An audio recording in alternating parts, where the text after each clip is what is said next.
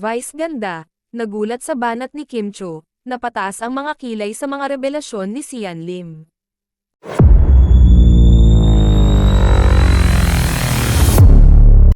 Naging isang malaking revelasyon ang isiniwalat ni Sian Lim sa kamakailan kung saan nilinaw niya ang mga kumakalat na isyu at intriga na bumabalot sa naging hiwalayan nila ng aktres na si Kim Cho.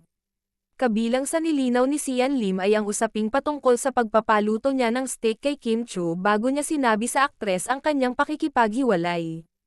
Pinabulaanan ito ni Sian Lim at iginiit na hindi naman siya ang nakipaghiwalay sa kundi si Kim Cho, kaya naman paano umano mangyayari ang pagpapaluto niya ng steak sa aktres.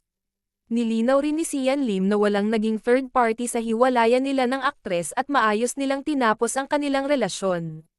Iginiit din niyang naging masaya siya sa piling ng aktres taliwas sa mga kumakalat na haka-hakang naging toxic umano ang kanilang relasyon.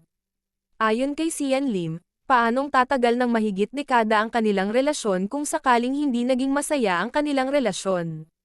Kaagad namang umalma rito ang ilang mga netizens kung saan ipinunto nila na kung totoong mahal mo ang isang tao, kahit pa siya ang nag-initiate ng hiwalayan ay ipaglalaban mo pa rin kahit papaano ang inyong relasyon, lalo na kung tumagal na ito ng maraming taon. Samantala, tila naglabas naman ng sagot si Kim Cho sa naging pahayag ni Sian Lim sa kanyang spiel sa noontime show na It's Showtime sa segment na Especially For You. Pahayag ni Kim Cho, kung mahal mo naman bakit mo nga ba iiwan? Masasagot na kaya today ang katanungan? Napasingit naman rito si Vice ganda at tinanong si Kim Cho kung sino ang sasagot sa katanungang ito. Marami naman sa mga netizens ang naiugnay ang nangyari sa mga revelasyon ni Sian Lim.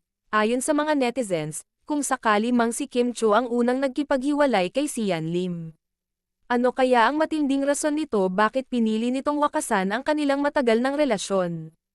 Subalit, may mga napapataas rin ang kilay dahil tila hindi umano naging magkatugma ang pahayag ni Sian Lim, dahil kung totoong si Kim Cho ang nakipaghiwalay, bakit hiniling niya kay Sian Lim na ay sekreto muna ito dahil sa work-related reasons?